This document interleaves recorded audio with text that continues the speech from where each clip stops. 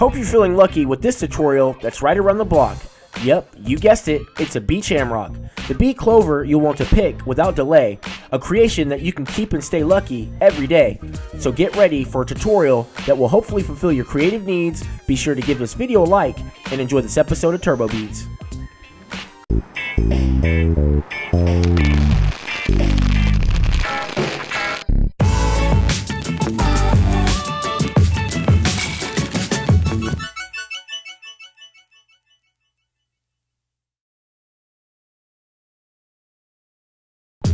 Here's a list of everything you need to make the bead shamrock. The first thing you need to do is to take 4 feet of string and add 7 beads to that string. You'll move those beads toward one end of the string and tie both ends of string together with a square knot, bringing all of the beads together. Be sure that your knot is nice and secure to ensure that everything stays locked in place. This will give us one short end of string and one long end of string to use when tied. Once your knot is all tied, this is what it should look like so far. From this point, we'll take the long end of the string and run it through the closest bead, pulling that string all the way through that bead to set us up for the next steps. Now we are ready to add beads to the string and build around the shape. Using that same end of string, which is the long end of string, we're going to add 5 green beads to that string. As you can see here, I have 5 beads on the string. Now that we have the beads on the string, we're going to skip this bead and run the string through the next bead point. Watch closely as I guide the string through the bead point. Once you get your string all the way through that bead and pull the string all the way through, the bead should come together. This is what it should look like. Now that the string is coming out of this bead, we'll once again add 5 beads to the string. With the 5 beads on the string and the string coming out of this bead, we'll run the string to the next bead point, skipping a bead. Once again, watch closely as I guide the string to this bead, pulling the string all the way through until the beads come together. As you can see, the string is coming out of this bead point. Once again, we'll add 5 beads to the string. With these 5 beads on the string, we will do as we did before. We'll skip the bead in the middle and run the string through the next bead point. Once you get that string all the way through that bead, you'll pull the string all the way through until the beads come together. Be sure that the beads are in a solid formation, as you may need to shift the beads in the desired shape. This is exactly how everything should look. Now that we've reached this point, we should be at the original starting point. What we'll need to do is we'll need to use that same end of string and run it through the next 2 beads as seen here. Watch closely as I run the string through these 2 beads. With this visual reference, you should be able to see the things more clearly and understand what beads I'm running the string through. Be sure to pull the string all the way through. This will once again set us up for the next portion of a leaf of the shamrock. Once you have that string through those beads, here is what it should look like. Now that we've reached this point, we're going to add 3 beads to the string. Go ahead and add the 3 beads to the string. When you have those beads on the string, we're going to run that string through the next bead point here. That's skipping 1 bead and running the string through the next. Once again, you'll pull the string all the way through until the 3 beads stack in place, looking just like this. With the string coming out of this bead, let's go ahead and add another 3 beads to the string. When you have those beads on the string, we're going to run that string through the next bead point. That's skipping 1 bead and running the string through the next. Again, watch closely as I guide the string through this bead. When you get that string all the way through that bead, be sure to pull the string all the way through and the 3 beads will stack into place. This is what the first petal of the shamrock should look like. Now we'll take that same end of string and we're going to run it through the next 2 beads. Watch closely as I guide the string to the 2 beads that will set us up for the next petal of the shamrock. This should give you a pretty clear understanding of where the string is being ran.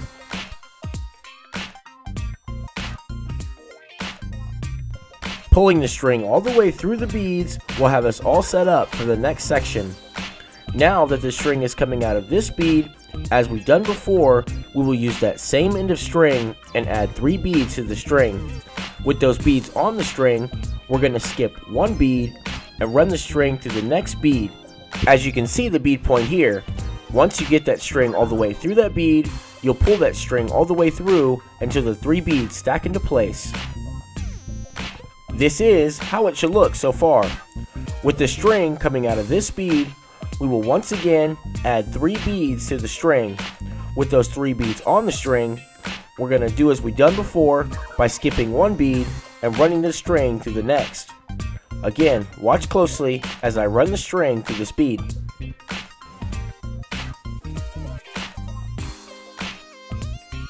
With the string all the way through that bead, you'll pull the string all the way through until the 3 beads stack into place, giving us another petal of the shamrock.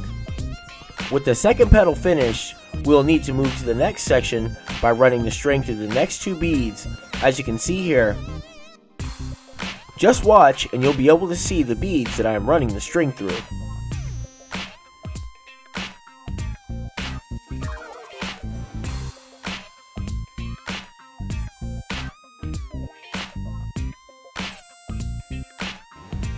With the string all the way through those beads, we're now ready to add beads to the string again.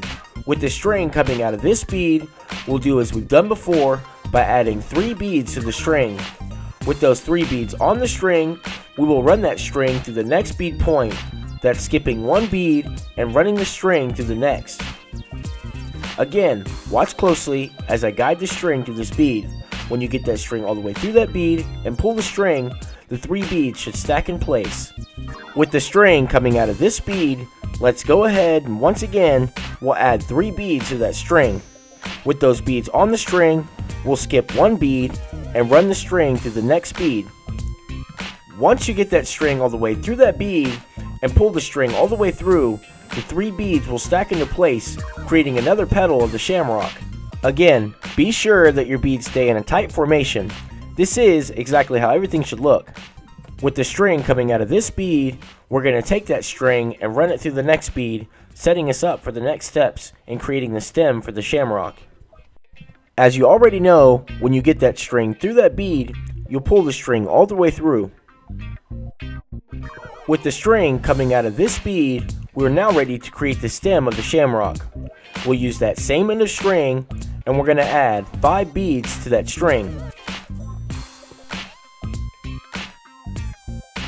Once you have those 5 beads on the string, let's go ahead and run those beads toward the top. Using that same end of string, we're going to run that string back to the first 4 beads added to that string, with the string going in the direction toward the pattern. As you can see here, it should be pretty simple. Be sure to take your time, give yourself enough space when running the string back through these beads. When you get your string through those beads, be sure to push the beads toward the top, pull the string all the way through, and the beads will come together to create the stem of the shamrock. From this point, we'll run the string through the next bead to keep the stem in a secure position. Just watch closely as I guide the string through that bead. When you get the string all the way through that bead, remember, pull the string all the way through. Now that we have the string all the way through that bead, we're going to run the string through these beads in the center of the pattern until we have both ends of string in the same location. From here, watch closely as I guide the string through these beads, giving you a clear visual reference so that you can see the path that I am using while running the string through these beads. I'll also let this step play out so that you won't feel like you've missed a step. Remember to take your time and ensure that you go through each bead so that the string stays within the beads. As you can see, this part should be pretty simple. Weaving the string in and out of beads will begin to feel familiar and repetitive, or like a sewing project. Even though the shamrock has 3 leaves, I believe it's just as lucky as a 4-leaf. If you're still keeping up with this tutorial, let me know what other shades of green would look great for this bead shamrock.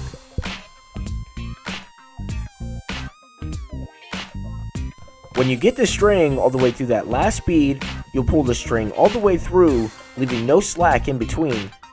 Now that we have the string all the way through these beads in the center of the pattern, and both ends of string are in the same location, we'll take both ends of string and tie them both together with a square knot to keep all of those beads locked in place.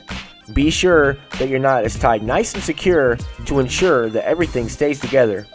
Once your knots are tied, you'll carefully cut off the tied loose ends of string, and your bead shamrock is now complete. And there you have it, another fine bead design that was simple to make. Hopefully this tutorial was helpful and you can create one just as great. If there's anything you'd like to add, requests or suggestions, don't be afraid to leave a comment below. And if you are new, or you just haven't already, don't forget you can always subscribe if you want to be notified for more bead tutorials just like this one. Hoping you'll tune in for the next one to fulfill your creative needs. Until next time, stay lucky, and thanks for watching TurboBeads.